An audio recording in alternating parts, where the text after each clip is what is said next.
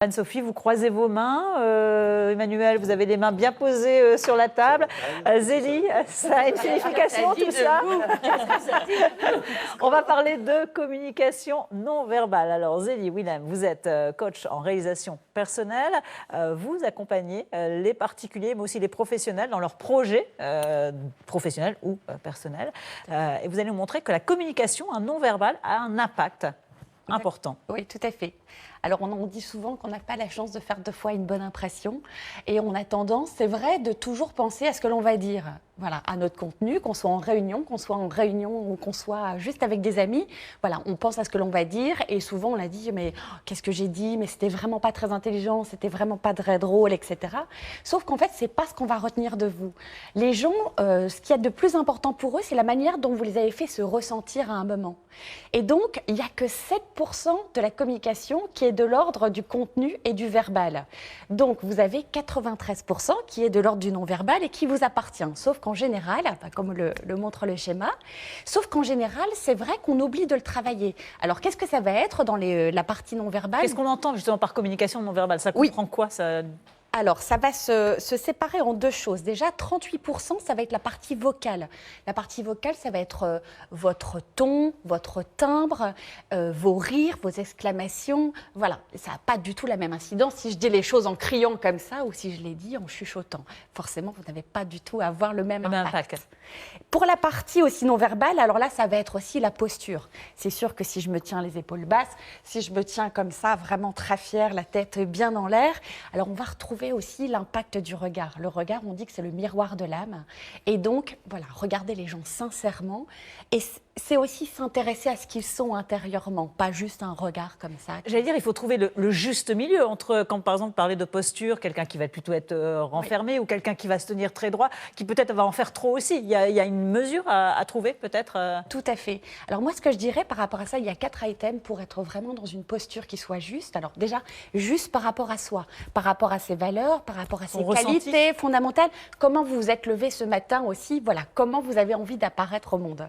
Crédit par rapport à celui que vous allez rencontrer aujourd'hui. Est-ce que vous avez rendez-vous avec votre banquier, avec vos amis? Stratégique, ça sera aussi, est-ce que ça va servir votre objectif? Aujourd'hui, vous allez, voilà, c'est le marketing de soi. Comment je vais être choisi, comment je vais me vendre et confortable. Alors là, c'est pareil. Si vous avez des habits qui vous grattent, bien sûr que vous allez avoir des gestes comme ça de réassurance et ça va pouvoir traduire quelque part un certain malaise. Donc, on dit vraiment l'adage, mieux vaut prévenir que guérir. Signaler, bien sûr, en cas d'inconfort, justement votre inconfort, de dire, si vous permettez, voilà, j'ai le soleil dans les yeux, j'ai la veste qui gratte. Oui, pour pas que ça soit interprété de manière négative. Exactement. Alors, il y a des petits conseils que vous pouvez donner très, très pratiques, justement, pour les téléspectateurs qui nous regardent, qui peut-être demain ont un entretien d'embauche ou, comme vous disiez, un rendez-vous avec son banquier pour renégocier après. Voilà, est-ce qu'il y a des petites choses, justement, surtout à faire ou à ne pas faire? Bien sûr. Alors déjà, il faut savoir aussi que les gens, parfois quand on rencontre quelqu'un, on dit « je le sens ». Voilà, c'est juste quelques petites secondes et c'est intuitif. Les gens aiment qu'on leur ressemble.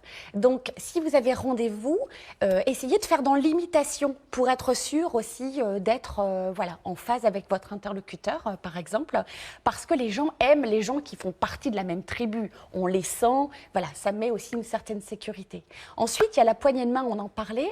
Alors ça, c'est vraiment quelque chose qui date d'il y a très longtemps, de l'époque persienne, où en fait, on allait serrer la main pour savoir si l'autre était armé. Donc c'est vraiment c'était pour se rassurer, se mettre en confiance. C'est de se dire, OK, on va briser la glace, maintenant on est dans la confiance, maintenant on peut être amis.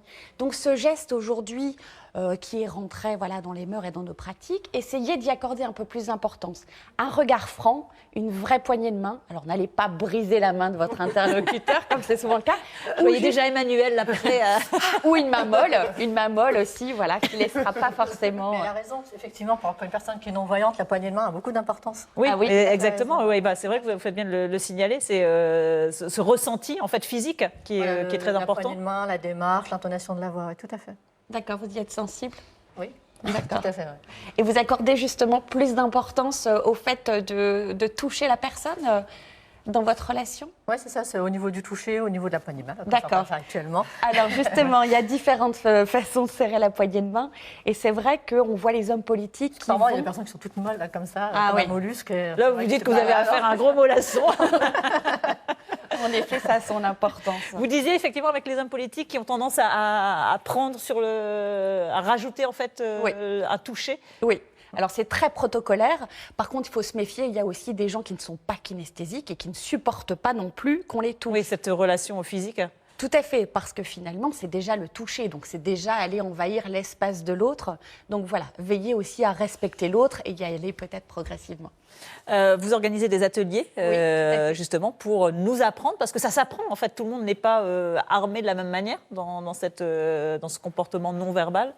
Oui, c'est vrai qu'on apprend, on réapprend. Alors, je fais plusieurs ateliers, déjà sur l'identité, mieux se connaître pour mieux rebondir.